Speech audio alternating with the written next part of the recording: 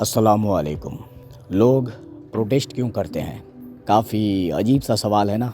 हाँ, मुझे पता है कि हम लोग अपने हक़ के लिए, अपने देश को बेहतर बनाने के लिए प्रोटेस्ट करते हैं।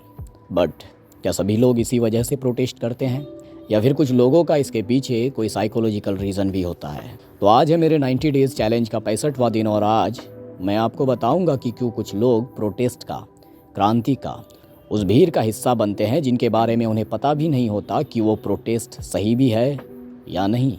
कुछ लोग अपने साइकोलॉजिकल नीड्स पूरा करने के लिए भीड़ का हिस्सा बनते हैं और प्रोटेस्ट करते हैं। कैसे psychological needs? Psychological need number 1, to find an identity. कुछ लोगों को हमेशा लगता है कि वे अनवर्दी हैं। उन्होंने हर मुमकिन कोशिश की होती है, बट वो कभी भी अपने आप को काबिल साबित नहीं कर पाते। फिर अचानक उन्हें खुद को काबिल महसूस करने का एक सुनहरा मौका मिलता है। अपने हक के लिए लड़ना, अपने देश की किस्मत बदलना, इससे ज़्यादा कोई और चीज़ किसी इंसान को काबिल महसूस कैसे करा सकती है? इसलिए फिर वो प्रोटेस्ट में शामिल हो जाते हैं। इनसे अगर पूछा जाए कि वो इस प्रोटेस्ट में क्यों शामिल हुए हैं, तो उनके पास कोई ख़ास रीज़न नहीं होगा।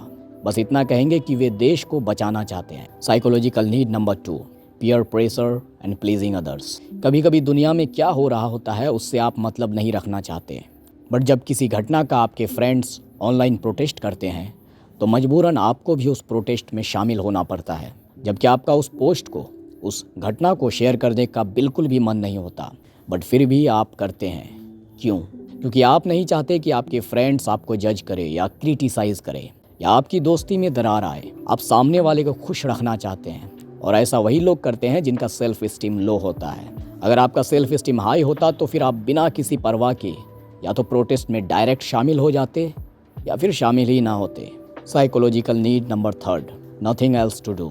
कुछ लोगों की लाइफ काफ़ी बोरिंग होती है क्योंकि उनके पास कुछ एक्साइटिंग करने को नहीं होता, और फिर तभी ऐसे प्रोटेस्ट उनकी लाइफ में एक्साइटमेंट लाती है, इसलिए वो उस प्रोटेस्ट में शामिल हो जाते हैं। Psychological need number 4, external locus of control. लगभग हर कंट्री में करप्शन है, प्रॉब्लम्स है, बट ऐसे कंडीशंस में भी कुछ लोग सक्सेसफुल बनते हैं और ग्रो करते हैं। वहीं कुछ लोग जो अपनी लाइफ से परेशान रहते हैं, तो वो उस परेशानी का जिम्मा खुद पर लेने के बजाय दूसरों पर डाल देते हैं। इसलिए उन्हें जब भी मौका मिलता है तो वे ऐसे प्रोटेस्ट में जाकर अपनी नाकामयाबी का दोष सरकार पर डालते हैं, जिसे उन्हें अपने बारे में थोड़ा अच्छा फील होता है। तो ये थे कुछ साइकोलॉजिकल रीजंस जिस वजह से कुछ लोग प्रोटेस्ट का हिस्सा बनते हैं।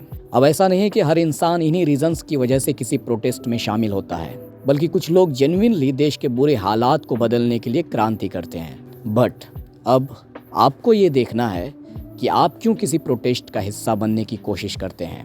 क्या आप सच में देश को बेहतर बनाने के लिए ऐसा करते हैं, या फिर आपको सिर्फ अपने कुछ साइकोलॉजिकल नीड्स पूरे करने होते हैं? खुदा हाफिज़।